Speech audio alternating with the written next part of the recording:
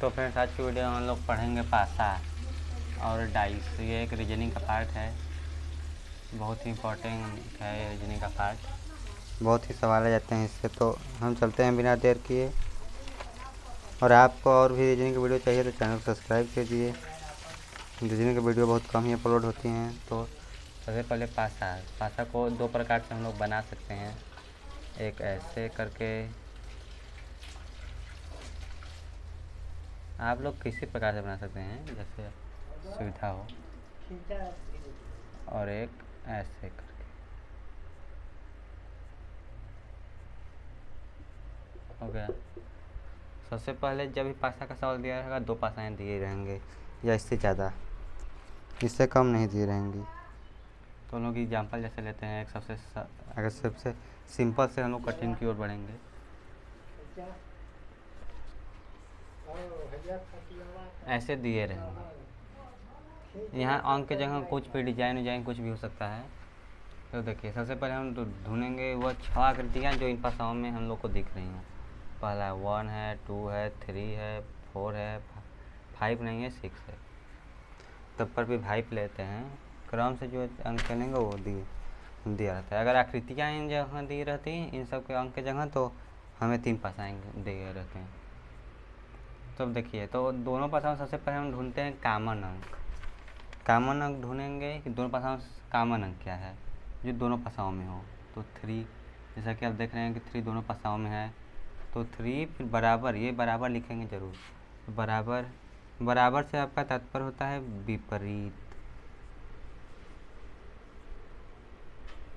विपरीत यानी 3 का विपरीत कौन सी सतह है, यानी कि कौन सा अंक होगा। जैसे यहाँ 3 है तो यहाँ कौन सा होगा हम लोग को दिख नहीं रहा। यहाँ 3 है तो इससे पीछे क्या कौन सा अंक होगा हम लोग को दिख नहीं रहा है, तो वहीं ज्ञात करना होता है। तो जैसे कि तो दोनों पासाओं में 3 था और दोनों पासाओं में ऐसा इन 6 में से कौन सा अंक नहीं है, वहीं इसका विपरीत सतह होगा। तो जैसा कि हम लोग जानते हैं कि 5 नहीं है, दोनों पासाओं में कहीं 5 हो, 1 2 3 6 4 3, 5 तो नहीं है, तो 3 की विपरीत सतह 5। अब क्या करेंगे, मान लीजिए हम लोग को 2 की विपरीत सतह ज्ञात करनी हो गई, तो क्या करेंगे, तो जहाँ जो कॉमन अंक है वहाँ से स्टार्ट करते हैं, स्टार्टिंग पॉइंट, फिर हमेशा क्लॉकवाइज। आपने घड़ी देखा होगा, ऐसे घड़ी रहती है, यहाँ पर 12 1 ऐसे ऐसे चलती है, ऐसे ऐसे ऐसे ऐसे चलती है, ऐसे इसीलिए घड़ी की दिशा में क्लॉकवाइज। और वो भी जहाँ से कॉमन अंक है उसके बाद से क्लॉकवाइज। तो क्या पड़ेगा रास्ते में, 2, 3 के बाद 2 आएगा, क्लॉकवाइज घूमने पर फिर 1 आएगा। हमेशा पहले पासा देखेंगे, फिर उसके बाद दूसरे पासा पर जाएंगे, फिर कॉमन अंक से शुरू करेंगे क्लॉकवाइज घूमना।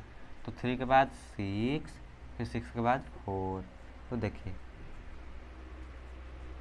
निकल गया हम लोग का विपरीत सतह सबका। और विपरीत सतह निकालने के बाद पासा खोलना है। अगर पासा खोलने को दिया है तब, नहीं दिया है बस विपरीत सतह निकालने को, तो निकाल दिए हम लोग।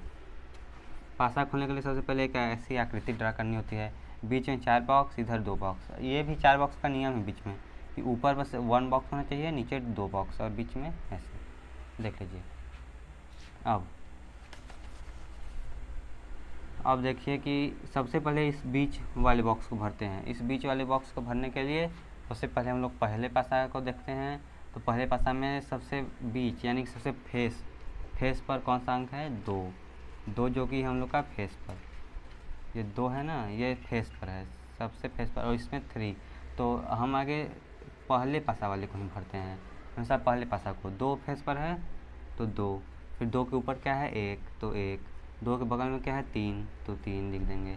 अब यहाँ सबसे पहले फिर तुरंत विपरीत पर आ जाते हैं, तो 3 का विपरीत 5, तो 5 हाँ यहाँ इसमें से कहाँ लिखेंगे, देखिए एक डब्बे को छोड़ेंगे, 3 के बाद फिर 5 लिखेंगे। 2 का 6, तो 2 के बाद फिर एक डब्बे को छोड़ेंगे, फिर 6 लिखेंगे। 1 के बाद 4, 1 के बाद फिर इस एक डब्बे को छोड़ेंगे, फिर तब 4 लिख देंगे। ऐसे एक डब्बा छोड़ छोड़ कर विपरीत लिखते हैं, ऐसे पासा खुलता है, इसका बाद में उपयोग आएगा। अब हम लोग अगले एग्जाम्पल की ओर बढ़ते हैं। अब 3 पासाएँ लेते हैं हम लोग, जैसा कि हमने बताया था हम लोगों को कि 3 पासाएँ भी आ जाती हैं।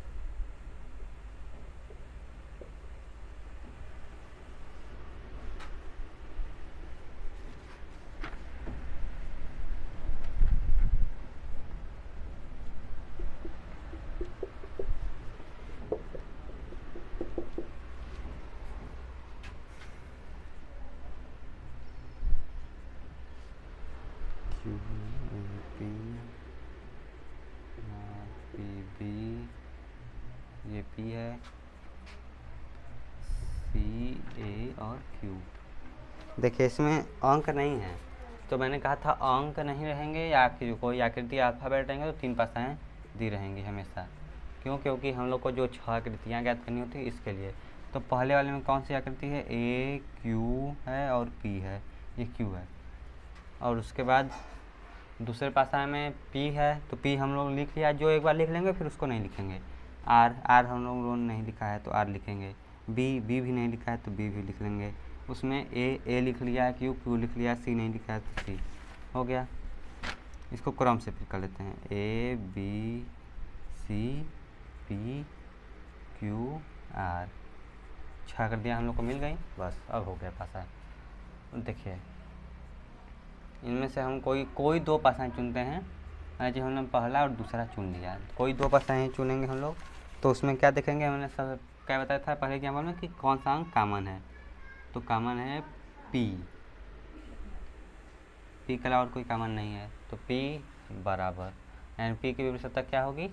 तो जो इन दोनों पासाओं में न हो। इन दोनों पासाओं में क्या नहीं है? इन 6 अंक में से क्या नहीं है? सी। तो पी की विपरीतता सी। अब देखिए, अब क्लॉकवाइज फिर घूम जाइए कॉमन अंक से, तो पी के बाद क्यू के बाद ए। फिर इससे में भी कॉमन अंक से घूम जाइए क्लॉकवाइज, पी के बाद बी के बाद आर। हो गया, सबका विपरीत ज्ञात हो गया। उम्मीद होगा कि आप लोग को समझ आ रहा होगा, नहीं आएगा तो कमेंट करके पूछ सकते हैं आप। तो फ्रेंड देखिए, अब यहाँ देखिए आकृति अब आ गई हैं। आकृतियाँ आ गई, तब अभी मैंने बताया था 3 पासाएँ दिए रहेंगी। देखिए 3 पासाएँ दिए हैं, तो सबसे पहले हम वो 6 आकृतियाँ ज्ञात करते हैं जो इन तीनों पासाओं में हों। सबसे पहले गोला है, फिर गुणा का चिन्ह है, फिर गोले में प्लस है।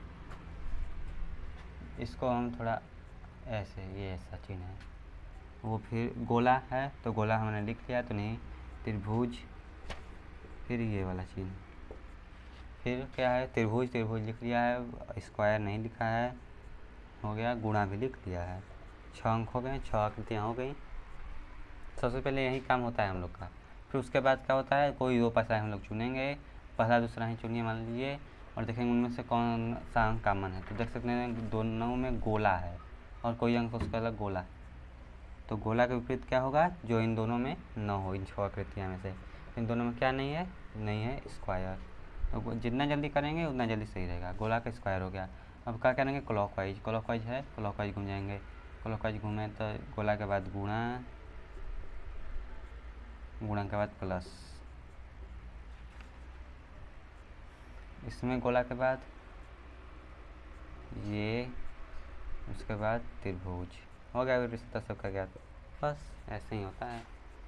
और एक बात हम और बता देना चाहते हैं कि विपरीत सतह जो भी रहेंगी वो आपस में कभी सटी नहीं रहेंगी। यानी गोला के जैसे ये है, ये है स्क्वायर। देखिए ये पहले पासा में गोला में स्क्वायर है ही नहीं और इसमें भी स्क्वायर नहीं है। जैसे गुणा का ये है तो गुणा इसमें है तो इसमें ये नहीं आपको दिखाएगा, ये चिन्ह नहीं दिखेगा इस भाषा में। जिसमें गुणा रहेगा ये चिन्ह आपको नहीं दिखेगा।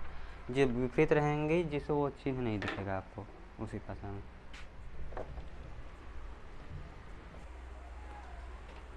तो देखिए आप लोग समझ ही रहे होंगे कि इसमें क्या है। बस बिंदु दे दिया अंक की जगह और कुछ नहीं है। तो बिंदु में हम लोग को ज्ञात तो करना नहीं 6 अंक। लूडो तो आप देखे हैं कि 1 बिंदु रहता है, फिर 2 बिंदु, फिर 3 बिंदु, फिर 4 बिंदु रहता है, फिर 5 बिंदु रहता है, फिर 6 बिंदु रहता है। हो गया 6 आकृतियाँ ज्ञात। अब देखिए, अब हम लोग विपरीत सतह निकालते हैं। बिंदु से कोई डरना नहीं है। तो देखिए इन दोनों आकृतियों में कौन सा अंक कॉमन है? या देखिए 3 बिंदु कॉमन है, तो 3 बिंदु के विपरीत सतह क्या होगी? जो इन दोनों पासाओं में नहीं होगी। तो 5 बिंदु इन दोनों पासाओं में नहीं है, तो 5 बिंदु हो गया। अब यहाँ से क्लॉकवाइज घूमें तो 4 बिंदु हम लोग को दिखा, फिर 1 बिंदु दिखा। फिर इसमें भी 3 से विपरीत क्लॉकवाइज घूम गए तो फिर 2 बिंदु दिखा, फिर 6 बिंदु दिखा। हो गया।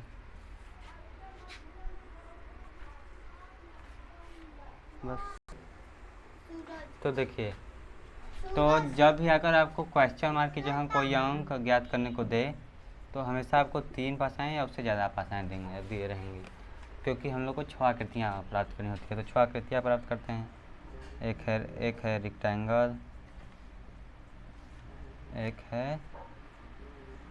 रेक्टेंगल, दूसरा वृत्त, तीसरा प्लस, चौथा त्रिभुज, पाँचवां इन्फिनिटी और छठवां यस। हो गया। आकृतियाँ ज्ञात करने के बाद क्वेश्चन मार्क वाली भाषाओं को छोड़कर उसके अलावा 2 भाषाएँ चुनते हैं। फिर उन दोनों भाषाओं में वही कॉमन देखते हैं। तो कॉमन है रेक्टेंगल, कॉमन है। अब इसका विपरीत शब्द ढूंढेंगे इन दोनों भाषाओं में, जो इनमें से नहीं हो 6 में से। तो क्या नहीं है? यस इन दोनों भाषाओं में नहीं है। तो हो गया ये विपरीत सतह ज्ञात। अब यहाँ से क्लॉकवाइज घूमना शुरू करेंगे। तो फिर ओ के बाद प्लस, फिर इसमें भी क्लॉकवाइज घूमना करेंगे शुरू। तो त्रिभुज, फिर इन्फिनिटी। तो देख सकते हैं विपरीत सतह ज्ञात होगी। और क्वेश्चन हमने पासा खोलना आप लोग को बताया था सबसे पहले एग्जाम्पल में। तो जहाँ पे क्वेश्चन मार्क वाला वहाँ आए उसी के लिए होता है ज़रूरत पासा खोलने का। आकृति देख लीजिए, ऐसा पासा खोला जाता है। तो हमने क्या होता था बीच में सबसे पहले क्या भरते हैं? जो पहले पासे के फेस पर हो। तो फेस पर क्या है? प्लस। हमेशा फेस यानी सामने वाला भाग। फिर उसके ऊपर आयत। तो आयत हम लोग ने बना लिया। बगल में गोला हो गया। अब देखिए फिर विपरीत सतह पर आ जाते हैं हम लोग।